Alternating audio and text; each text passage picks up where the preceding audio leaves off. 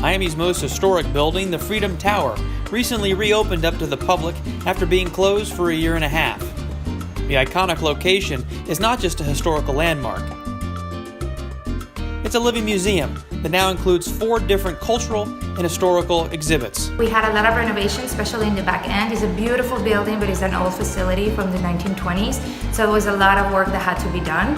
And with that, we also took advantage to reposition the Museum of Art and Design with a new mission, a new focus within the city. The additions to the museum include the Kislak Center, a 2,600 square foot space that includes books, manuscripts, maps, and other artifacts from both before and after Christopher Columbus's journey to the New World. The Kislak collection has the most important, largest collection of its kind.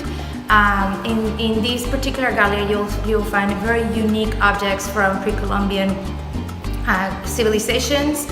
We have these beautiful pieces from Maya and other areas of the region. But really, the exhibit walks you through the history of the Americas and Florida itself. So you'll find a little bit of everything from books, manuscripts, and maps of how the explorers encountered the New World and designed it to a comparison to what it's today. So we have interactives as well. It's a really fascinating exhibit. The museum also features the Cuban Legacy Gallery, a space that looks at the impact of Cubans in South Florida's history. And there are also brand new areas devoted to art and contemporary problem solving of issues that communities face around the country. The museum is trying to position itself as a place where Miami can come to learn about its past while also brainstorming ideas for its future. The Freedom Tower, of course, has a rich history.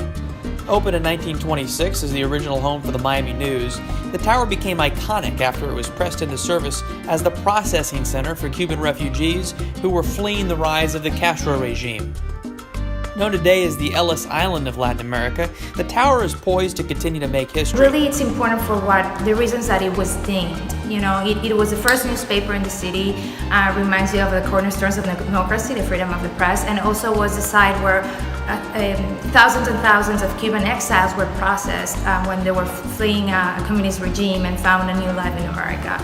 So it's really a beloved facility. It's important to the history of Miami, but also of the United States, and it represents that celebration of our history and our diversity. The building has been owned by Miami-Dade College since 2005. And in recent years, the offices for the Miami Film Festival and the Miami Book Fair were moved into the tower. So it's a great opportunity for people to come here, learn about where we come from, the different backgrounds that bring us together as a city, but also how we can put the stepping stones to become a more engaged, diverse community.